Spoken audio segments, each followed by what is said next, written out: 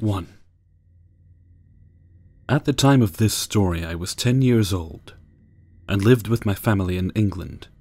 To give a bit of background, our house was a standalone, new-build, 4-bedroom townhouse that my family moved into just before I was born. When my mum, dad, and brother first moved into the house, strange things started happening from the start. My parents would put my baby brother to bed before going to watch TV, and after a few minutes, things would start to happen. They would hear heavy footsteps running from room to room upstairs, which would be strange enough considering my brother was only just learning to walk. They had no pets, and our house was set far enough away from any neighbors for the sounds to be caused by them. They would go upstairs to put him back to bed, only to find his bedroom door still shut and him fast asleep. This would happen almost nightly, and to start with, they would run upstairs checking all the rooms, wardrobes, and windows to find nothing but a sleeping baby. So after a time, they put it down to just being a very strange happening. Since no one was being hurt, they just learned to ignore it and joked it's just the ghost going for a walk again. These strange noises continued throughout my childhood, and I remember I would be lying in bed and hear what I thought would be my mum or dad on the landing, and would get up to see what all the commotion and running around was. And of course, opening the door, the hall would be dark, and everyone would be in bed. I think the most disturbing part was the hallway was always freezing cold when this happened, and I would run back into my room and hide under my covers and try to fall back asleep. As I grew up, I would find things would move around by themselves. I could be playing in my bedroom, go to the bathroom, or get something I had left in another part of the house. And when I went back into my room, my toys would be stacked up in strange ways or moved across the floor. I know my brother wasn't doing this, since that was the first thing I thought as well. He was being mean and had done this to upset me, so I would go running after him, only to find either he was not in the house at all, or was wrapped up in some computer game, and there was no way he could have moved and neatly stacked up my toys in the few seconds it would take me to run into another room and back again. Strange, right? Well, the one experience I cannot explain away was one day my brother and I were alone in the house, him now being around 16, and myself about 10 years old. We were allowed to stay in the house alone during the summer while my parents were working. We sat in the lounge watching terrible daytime TV and having lunch, when suddenly we both heard a very, very loud bang coming from my parents' bedroom, which was right above us. We both just stared at each other, wondering what the hell just happened. And before we could speak, we heard heavy footsteps stamping across upstairs. Shit, we thought. Someone has broken in and we're all going to die. Obviously, that was what we thought had happened. We both jumped up from the sofa, and my brother, trying to be a protective big brother, runs into the kitchen and grabs a knife, like that's going to do much if there is someone in the house, but, oh well, he tried. We can still hear someone upstairs stomping around and banging into things, so we both gather at the bottom of the stairs, and my brother calls out, "Whoever's up there, you've got 10 seconds to get the fuck out of the house, before I come the fuck up there myself." There were a few moments of silence before the footsteps picked up again. We could hear them running down the hall, getting louder and louder before nothing. No bang, no door closing, nothing. My brother stared at me, confused, and we listened for a couple more minutes before we decided to go check it out.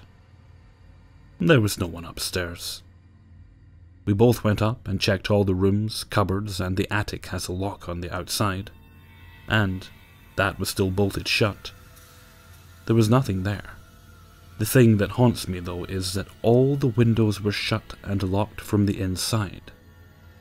There was no way someone could have got into the house, made all the noise we both heard, and then got out again without opening a window or leaving through the front door, which was still locked, and at the bottom of the stairs where me and my brother had been standing. We have since moved from there, but me and my brother sometimes talk about this, and still have no idea what happened that day.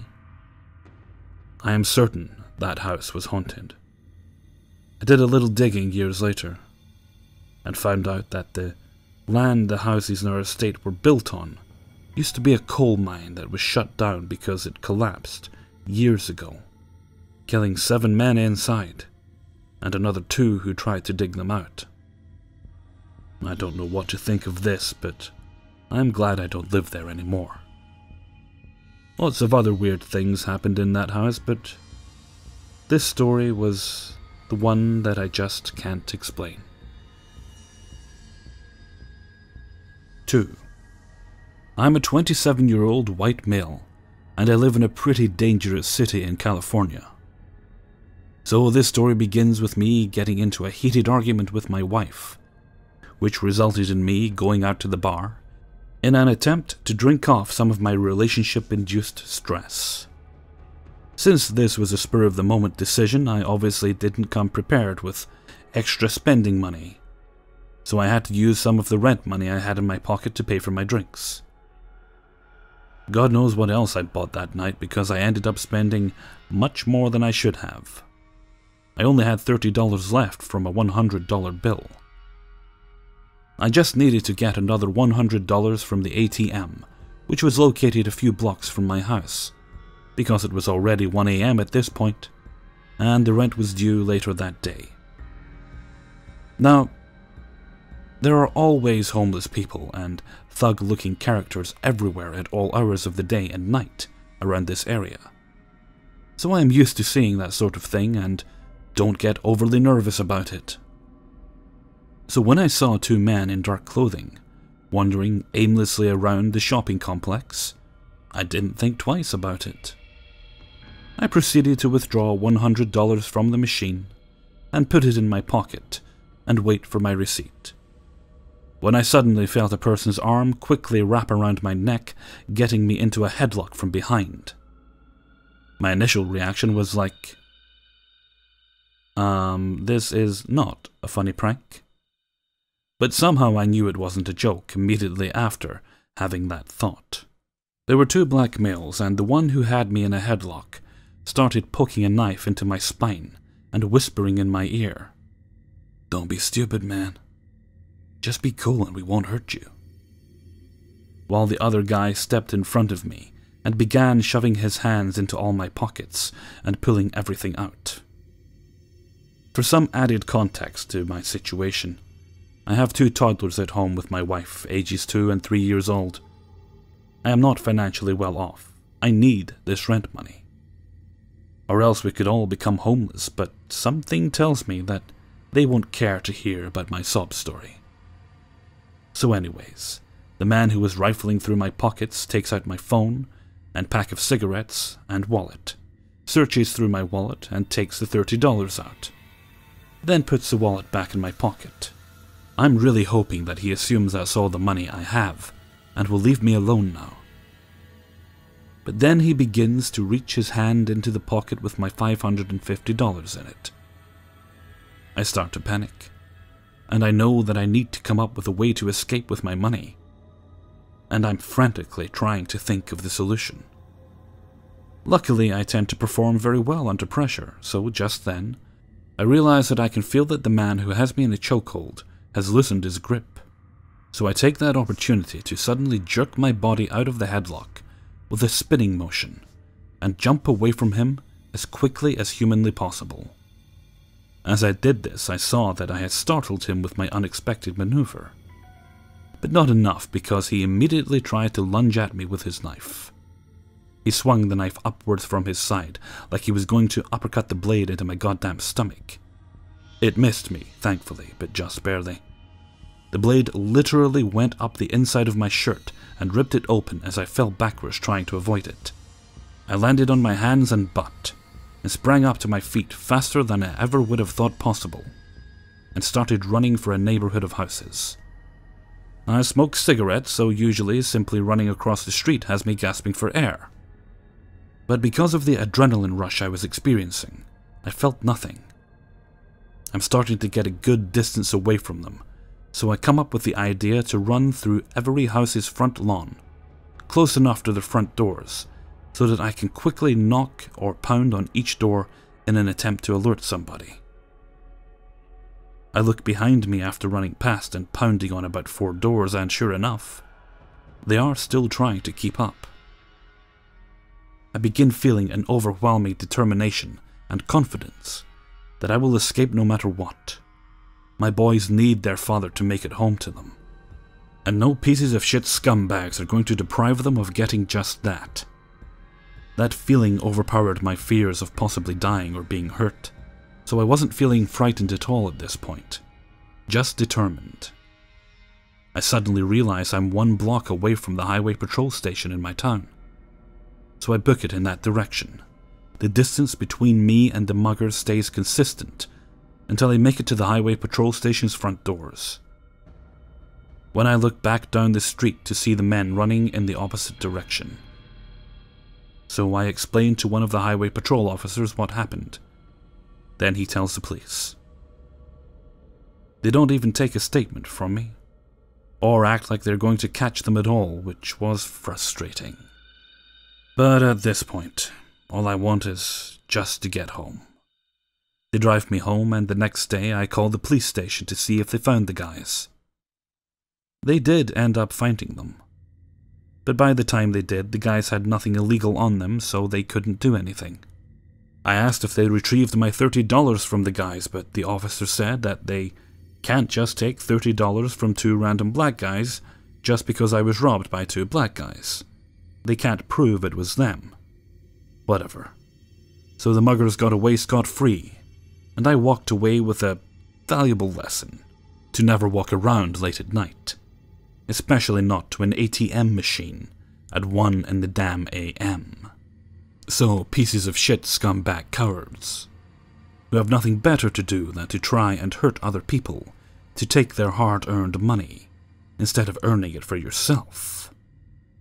Let's not meet. 3. Before I start this, I just want to say a massive thank you to the guy who wrote in about his abuse with his babysitter. You have given me the courage to do this. It's such a big deal to me, so thank you so much. I think you are so brave. Just want to add a trigger warning for anyone who finds it difficult hearing about sexual abuse. You may just want to click through this story. This story occurs when I was between the ages of 5 to 7. Me and my mum moved in with her girlfriend. Yes, my mother is a lesbian, who we will call Harry, as she has an abnormal amount of body hair. You gotta have a little bit of funny with this depressing shit. At first, of course, Harry seemed nice and couldn't do enough for both my mum and I. In time, I was told to refer to Harry as my helper mummy, which felt uncomfortable to me, as even before shit got bad, I just never really warmed to her. She was quite a stern, masculine woman. I think children are a pretty good judge of character. Maybe it was partially because I wanted my mum to myself, but I just didn't like her from the off. Harry would always offer to give me a bath and put me to bed. She would really make out like she was doing my mum a favor, giving it the whole helper mummy thing again. She really was pretty believable. Of course, the memories are quite fuzzy, as it was so long ago. But the first time I recall anything happening was one of these nights in the bath. The first time it was very subtle. She was helping to wash me, and she lingered the sponge a bit too long around my private area. I didn't think anything of it, but each night she seemed to get braver until she was actually putting her fingers inside me. She'd do it in either the bath or when reading me a story. She would tickle me, and then it would lead to that. She really made it into a game as such, even though it was horrible and hurt. I just thought it was something that happened. She continued to get brave until one night, she made me touch her and perform oral sex on her, which even to my 6-year-old mind was absolutely disgusting. I began to feel scared of her. The worst was when my mum had to go to hospital for a week with asthma. Who would look after me? Yeah, you guessed it, Harry. She made the most of this, unfortunately, and without my mum, was much bolder in her abuse, making me touch her and perform oral sex almost daily. When I would cry or protest, she would say this was completely normal, that it was between us, that it was our business and I mustn't discuss it with anyone else. She made this truly sound believable. To my young mind, she was an adult, so I just didn't question it, even though I hated it. Harry had a teenage son of 17, we'll call him D. D was deaf and spent most of his time locked up in his bedroom, as teenage lads usually do, so there was no way he could have been aware of what was going on either. When my mum was around, she feigned warmth and love towards her daughter, and genuinely came across like a good parent. This woman was incredibly manipulative, and there was no way my mum could have known any of this was going on, but when we were alone and she wasn't abusing me, like when she drove me to school and back each day, the real Harry came out. She would take all of life's frustrations out on me, telling me off for so much as opening my mouth. So, of course, I learnt not to. Finally, when I was 7, my mum announced that they had broken up. She had found a good nursing job in another town, far away from Harry. As I'm sure you can guess, I was ecstatic. When we were all packed up and ready to go, Harry asked to say goodbye to her daughter. My mum agreed. Once alone, Harry tried to touch me one last time. But I had a newfound confidence now. I knew we were going, and I pushed her away from me. She spat in my face that she was glad I was going, and I was a terrible daughter. That really hurt. I don't know why, but it did. The very last words she spoke to me are so clear in my mind, like it was yesterday. She said, "You will always be my little girl. Oh, and you know I've won, don't you?" The words sent chills down my spine, and I still to this day don't totally understand them. We settled into our new lives. Harry actually sent letters to my mum for a while, always inquiring how I was. This made my stomach churn, even though of course I didn't really know why yet. I actually blocked a lot of this out, but subconsciously, I guess, of course, I knew I had been abused. As a teenager, I was extremely troubled. I self-harmed, had zero confidence, and had an eating disorder. I also dabbled with drugs. All of this was my way of trying to take some control back in my life. It was only after I had had my own 2 children that I started getting flashbacks to the full horror that had occurred. I think it was the love of my own beautiful boys and the horror that somebody would do this to an innocent child. Now I had my own that brought it all back to me. In time, I told my mum what happened. Of course, she blamed herself. But I've never blamed her, and never will. I know some of you may be thinking I should have gone to the police, but this happened 20-odd years ago. What proof would there be now? And I just don't think I could go through all those people judging me and trying to make me out a liar, and having to relive every second of what I went through in that degrading way.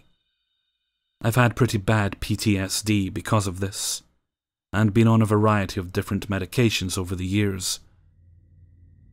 I never had counseling, as even though I told people closest to me I had been abused, I couldn't discuss details or anything. This is the first time I've done that. I'd always felt such shame. I'm actually having my first counseling session in the next few weeks. I now feel so much stronger. All in all, I'm happier and healthier now than I have ever been. I have a wonderful boyfriend who I adore, and know I will spend the rest of my life with. And I also have a very supportive best friend. So Harry, for your sake, let's never fucking meet again, as I'm not a defenseless little girl anymore. And for your information, if anyone has won, it is most definitely me. 4. This story will be kind of long, so please bear with me. First, I need to explain the area, my hometown, was in the middle of freaking nowhere, USA. We, my grandparents, my brother and I, the oldest and female, were one of 4 families on our street, with about a mile to a mile and a half away from one another. The area around us was all farmland or dense woodland, with a big truck stop place about 2 or 3 miles from our home. This is the place where the story takes place. There was a Flying J, a truck stop with a place for the truckers to eat, rest and shower, a Taco Bell, a McDonald's, a White Castle, and a pizza shop. I don't remember the name. And a few other places and hotels. Second, I was 11, about to be 12, but I looked much older than I was. I already stood 5 feet 7 inches tall, and was, for lack of better terms, a really well-developed girl. Most especially in the chest. That being said, the story goes as I'm sure you already know. It was a Saturday, about midday or so. We had been in the city earlier that morning to see my mom and her boyfriend, now husband, but not my or my brother's father. On the way home, my grandpa said, "We should stop and get lunch." So we stopped at the McDonald's. We ate, and after I went to the bathroom, then out to the van. It was my favorite time of the year. The sun was out, bright and warm, but the air was cool and a bit of a breeze. I sat with the van side door open. I was in that state of mind where you're not asleep, but you're so relaxed that your eyes are closed. That's when 2 men, maybe about age 25 or so, came up to me. "Hey, pretty girlie." I don't know which one said it, but it startled me and I looked up. The sun was behind them, so I couldn't really see them very well. But I could tell they were young, and weren't your typical creeper-looking guys. "Hello," I replied. Okay, I was completely stupid as a child. I mean, like I grew up under a rock on a farm with old folks kind of stupid. That being said, I didn't see a problem with them talking to me. Well, not at first. "Say, could you tell us how to get to 123 4th Street? We're trying to get to a party." Again, I'm not sure which one was talking to me. Being young and not knowing my way around well, my grandpa said I cared more for the ride than the drive. I simply tried being nice. "Oh, I'm not really sure how to get there, but when my grandparents come out, you can ask them. The back roads can be a bit confusing, to be honest." "Well, yeah, I bet. Are you from around here, pretty thing?" This is where I began to try to end the conversation. Even as naive as I was, I knew it was not okay for a grown man to say what, more how, he was saying to me. "Yes, we live down the road away. I'm sorry I can't help you guys." I tried to close the door to the van. One of the men stopped it. "Do you like to party, girlie?" he asked and reached out for me. He took a piece of my hair between his fingers. "I think you should come party with us. I think we would like to have a pretty thing like you around." I pulled away from him a bit. I really don't like being touched, and his advances were making me shut down. "No," I said weakly. "No, I don't like to party," was all I could get to come out of my mouth. "I don't think we asked, girlie." My heart sank. I was on the verge of tears. The man who had his hand in my hair grabbed my wrist and started to pull me out of the van. It was then that my grandfather came out of the McDonald's. Now let me just explain who my grandfather is. This badass son of a bitch has been there, done that. He was in the Vietnam War. He raced stock cars, think NASCAR, only like podunk.